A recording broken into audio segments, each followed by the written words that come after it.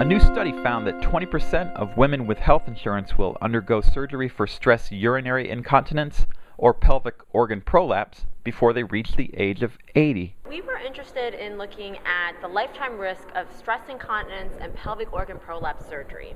And in the past, there was a prior study that had quoted an 11% lifetime risk, which is one of the most commonly referenced statistics in our field. But it was based on a smaller cohort of patients of less than 400 and surgeries done in 1995. So what we sought to do was to update this analysis because we thought that there were several factors that might have increased the lifetime risk of surgery over a woman's lifetime until the age of 80. So what we found was that the lifetime risk of surgery for either incontinence or prolapse surgery in women with private insurance is 20%, which is really incredible. It's double the risk that was quoted before, and really means that 1 out of every 5 women in the United States is going to undergo a urogynecologic procedure in her lifetime.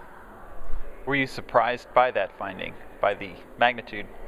I think that we thought it would be higher. I don't know if we thought it was going to be that high, and I think that's what's really impressive, because what's important is that these pelvic floor disorders, stress incontinence, pelvic organ prolapse, are widely under-recognized, and the fact that the risk of surgery is 20% really means that this is a huge public health burden to the United States, and it also really highlights the importance of training people who are skilled in doing these surgeries, as well as also detecting women who are suffering from these conditions, because there's treatment options that exist. So the clinical take-home message is really that this is under-recognized and a bigger problem than we thought. I mean, it really is. You know, what we looked at is that sort of lifetime risk estimates of other conditions such as breast cancer is about 15% in a woman's lifetime. And we're talking about 20% risk of surgery for these conditions. And granted, these are not life-threatening conditions, but they're really important quality of life issues. And the fact that the risk of surgery is 1 out of every 5 women is impressive. Any limitations of your study you'd like to acknowledge? Definitely. I mean, I think with every study there's always some limitations. I think one is that the patient population were women with private insurance.